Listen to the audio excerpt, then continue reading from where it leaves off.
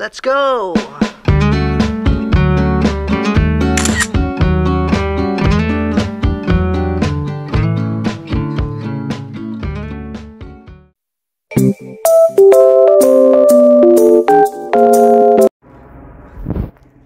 Hello guys, sunny ngayon dito after a week.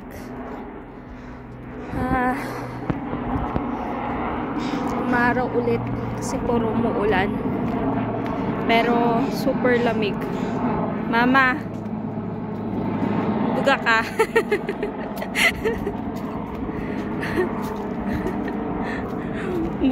buga mo yung hangin na pumuusok.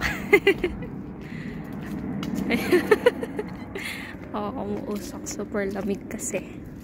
Yan. So, mag-walking kami ni Mama. So, solitin ang araw kasi hindi kami nakakapag-exercise at naaarawan sa loob ng bahay. Dahil nga puro umaaraw. Diba? Samahan nyo kami. So, ito yung maliwanag na version ng aming neighborhood.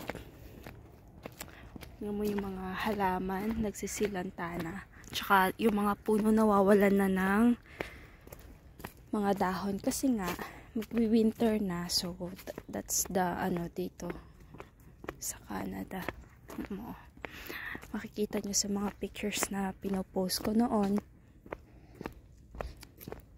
puro may puno, like nung napunta kami ditong summer. Tapos ngayon, yan, almost nauubos na sila. Pero after ng winter is spring, tutubo ulit yung mga yan. It's not like kapag nawalan sila ng dahon, patay na yung puno. Hindi ganun siya. Like, tutubo pa rin siya. So, pupunta kami ngayon ni Mama sa park. Doon yung mostly tambayan namin. Para pag nagpapainit kami. And minsan, dumidiretso din. Diretso ba tayo, Ma? Para mahaba-haba yung aming lakaran. Yun.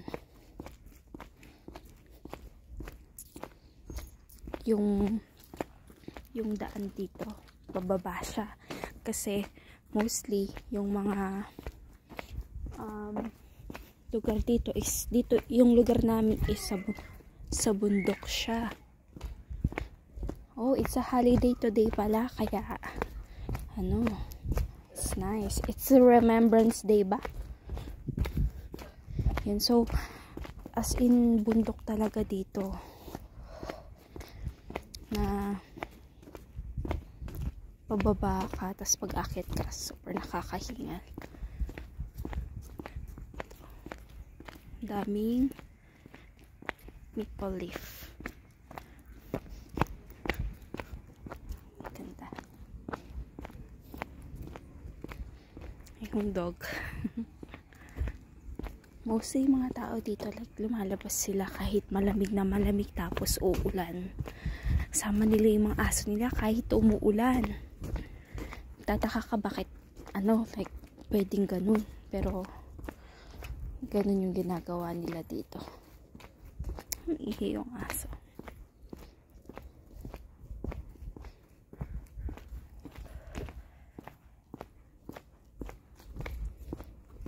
Ang sarap maglipot.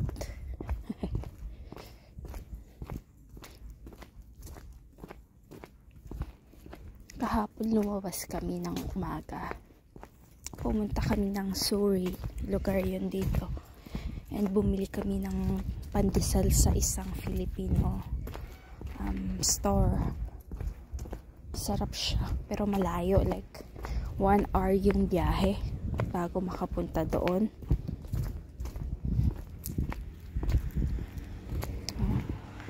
That's the park. Parang walang mga tao. Nakasarado lahat. Tahimik. Hindi katulad sa Pilipinas. Wala kasing marites dito. Sa Pilipinas kasi, umaga pa lang, marites na. Siyempre, naghahanap buhay, naghahanap ng makakain. Dito, Trabaho. trabaho lang. Trabaho sa labas. Like, walang, kahit naman, wala silang trabaho, nasa loob pa rin sila ng bahay. Boring. Hindi katulad sa Pilipinas, pwede kang lumabas, maglibot. Siguro naglilibot din sila. Pero dito kasi wala kang maririnig sa labas. Ganun talaga pag tahimik ang buhay.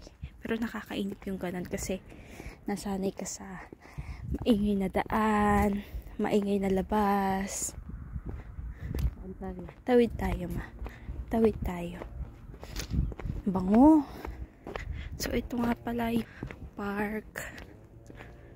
Kung saan kami. Mamaya na tayo tambay dyan. Dito muna tayo, mag-walking muna tayo.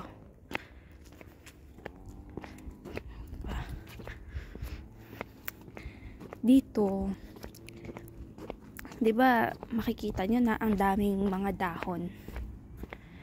Yung mga yan, nililinis naman yan. Meron siyang parang naka-assign na tagalinis na scheduled siya. Tapos, ang gagawin nila dyan sa mga dahon na yan, parang yung way ng ano nila, ng paglilinis nila is meron silang ginagamit na tool na hangin siya. Yun. Tapos kino-collect. Minsan din may nakita din kami. Ayun, meron doon yung tao. May nakita din kami as in truck siya na scheduled. Umiikot siya dito tapos ina-absorb niya yung dahon mismo sa sasakyan. May nakalabas sa mga basura, mao. Dito din scheduled din yung basura every Monday. Pero dahil sa holiday ngayon, walang umiikot na. Dito tayo sa gilid, ma. May nagka-car wash dyan. Dito tayo, ma. Dito tayo, ma. Ayan. So, ayan. Makikita nyo, meron taong naglilinis ng bahay. Ng damon. Yun yung tool nila na paalis ng mga dahon. Tapos may magko-collect ng basura nila. So amazing. Walang walis-walis dito. Walang walis ting-ting. Ang ganda ng dahon, oh. Can you see that? Super red.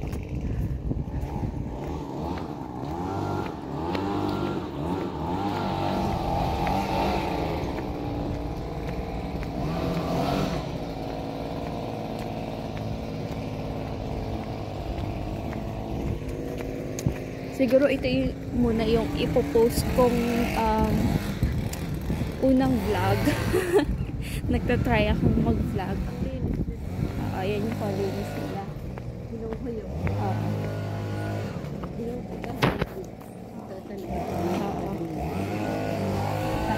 Straight muna tayo. Tapos, ano? Oo. Hindi tayo dyan. Sige. Dito, okay. So, dito na kami may papakita kami. Dito na yung parang highway dun sa, banda.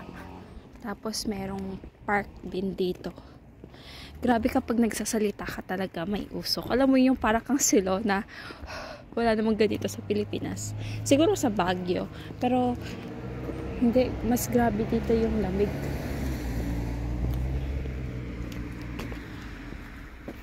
Daming mga pine trees dito. What's that? May usok doon. Oh, may mga naglalaro. Yes.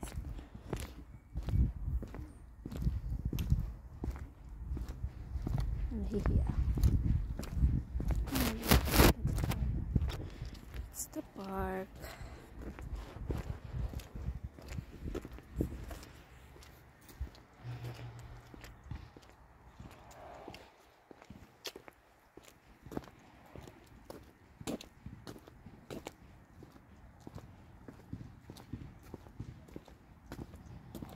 Ayun nga pala yung highway.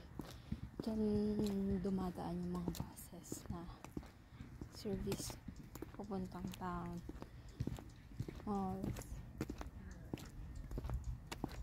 Dito na tayo, ma. Yan. So, paakyat niyan kami. Umikot lang kami.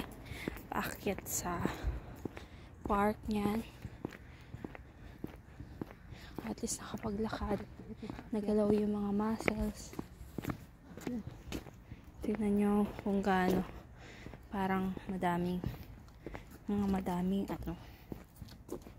dahon. Kasi hindi pa naman nila pwedeng nila yan linisin talaga kung may mga puno pa sila sa bakuran nila dahil sa syempre minsanan na lang. Mas maganda minsanan. Yan.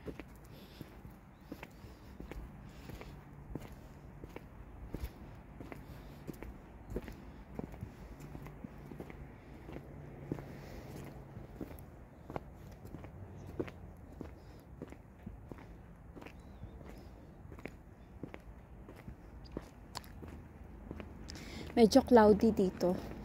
Ayun. Kasi bukas uulan na naman. Ay nako. Walang sawang pag-ulan. Alam mo, mahal naman kung pag-ulan. Pero kung dito, yung hindi kayo makalabas. Kasi sa bahay, sa Pilipinas, masarap pag umuulan eh. Yung nasa bahay ka. Pero dito hindi kasi. Super lamig.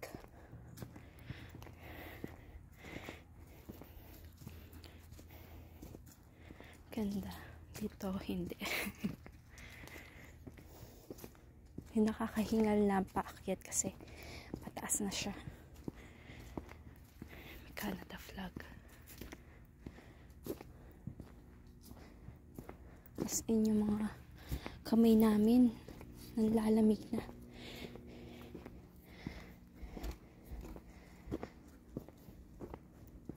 Kapag hindi malakas yung loob mo talaga dito, parang yung emotional mo, medyo madidepress ka dito kasi yung weather depressing siya, lalo na kung nasa bahay ka lang.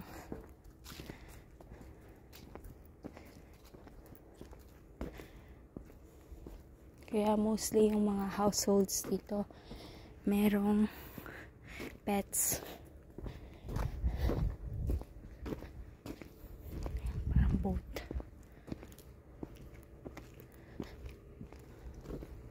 So, pupunta na kami sa park.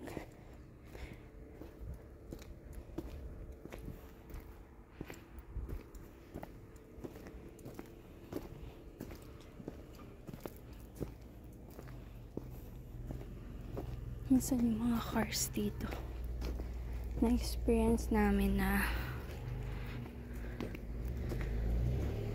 may naglalaro.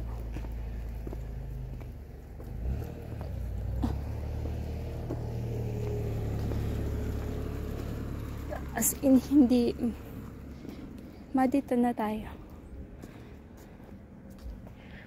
Yay, dito na yung park.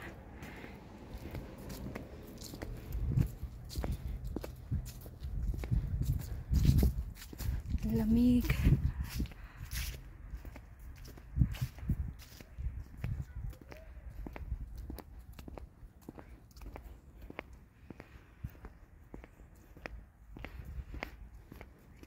Wala na naman yung araw, natatakpan na naman ng ulap.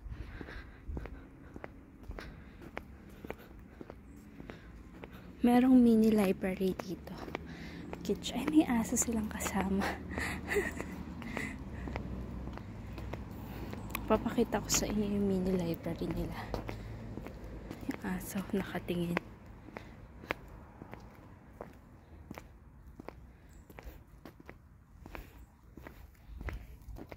Yung mga puno dito dati na pinapulot ko yung mga dahon. Ngayon wala na.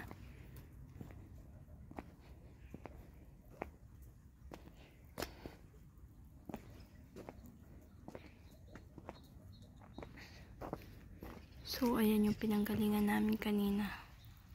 Yung araw na tatakpan. Micro.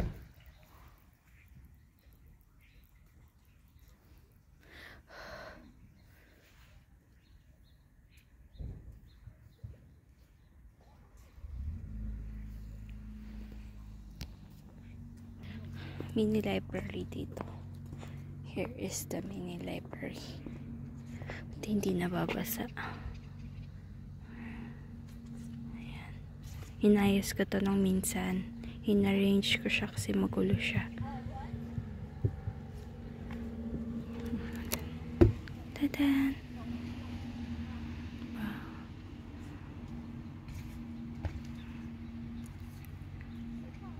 At least protected sila ng araw. Little library, Shanali, Pelikala. Yan. So cute. Yung mga mails nila na dinideliver. Ayan. Yung mga nakikita nyo, ano. Tapos yung garbage, meron silang garbage dito sa park na pwedeng tapunan ng dog food. Ganyan.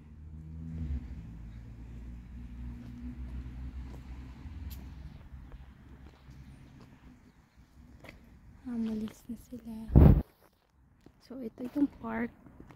Walang gaanong naglalaro dito. Minsan nakikita namin kapag hapon, ganyan.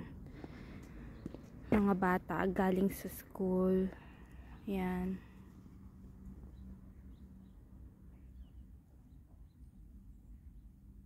Yung park nila dito. Tapos yung pinakita namin kanina. So, ayun. Ganito lang mostly nandito sa neighborhood. Ayan, si mama naglalakad-lakad, exercise. Parang makikita mo napakalapit ng sky. Ewan ko. Kasi nasa bundok. Ayan, so mamaya ulit paakyat na kami pauwi sa bahay.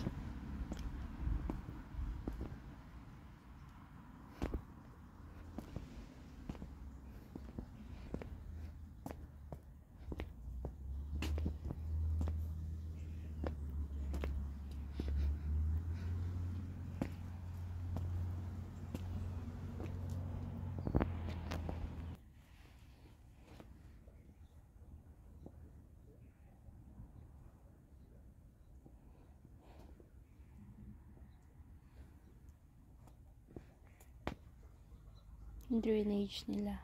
Walang baha-baha dito, guys.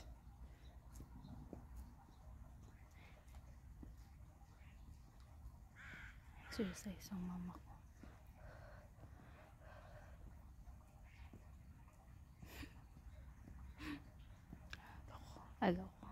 Alok.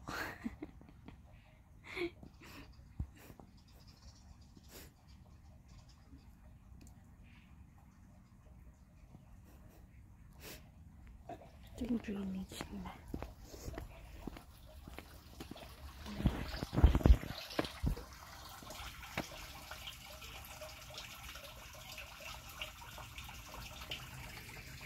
Yung tubig na galing dyan.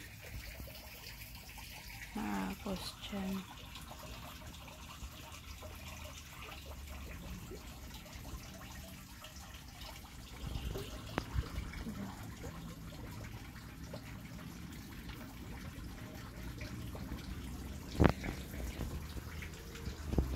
Malaking pine tree. Ang tawag pala dito sa park na to is Winston Park. Ang ganda.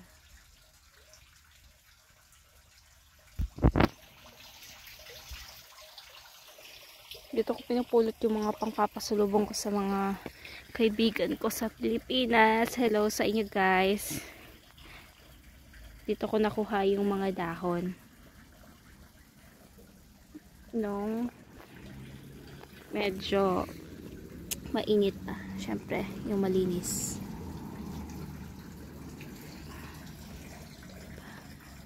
Yan. pwede nyo ipa-frame. I-frame pala. Or i-laminate. Parang kayuntak. Pinulot ko lang yun Or yung iba naman as in kinuha ko sa mismong puno. Binunot ko. Dito sa punong to. Kasi may abot ako. Yan. Ngayon wala na siya. Inubos ko. Charot. Ayan. Dito.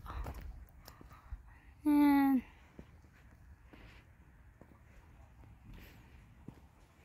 So guys, babalik na kami sa bahay para maglakad. Papakita namin sa inyo kung yung pataas niya. Grabe lamig talaga dito. Sana umaraw ulit bukas para makapaglakad kami at makapag-exercise.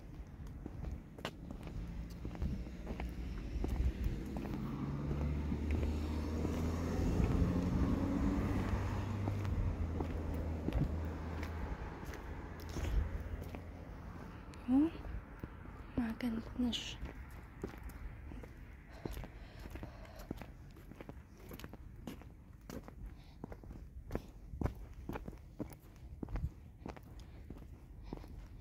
Mama, kapag nakakita ka ng aso at mabait siya, wag na wag kang magtitiwala masyado. Lalo na kung kakakita mo pa lang.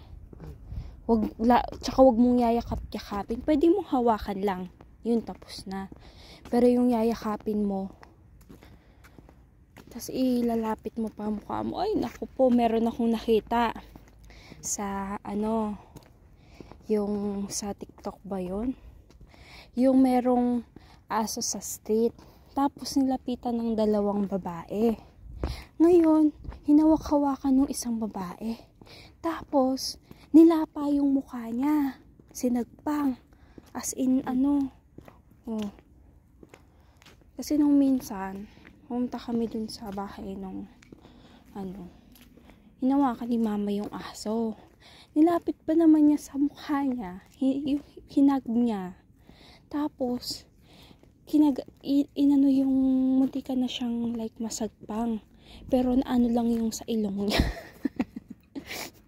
Kundi, nawalan ka na ng ilong, ma. Ayun. Oo, nakita ko kung paano ka inanuhan. Pero hindi siya yung talagang kinagat. Buti na lang hindi bumaon, hindi nagkasugat. Kasi kapag nagkasugat yun at may dugo, kailangan siyang anti-rabies. Ay, naku. Wala akong tiwala dun sa aso kahit na nahahawakan mo siya.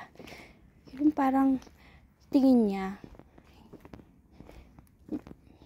Basta. Ganun. Tsaka every time na makikita niya kami, kahit na parati niya kami nakikita, tinatakulan niya kami. So, hindi pa siya familiar talaga sa amin. So, ito yung pagpaakyat.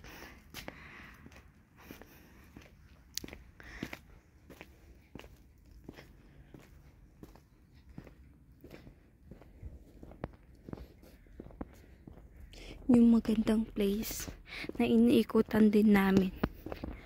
Kaso, wala na din yung puno nila. Maganda yun pag summer and nung may mga dahon pa.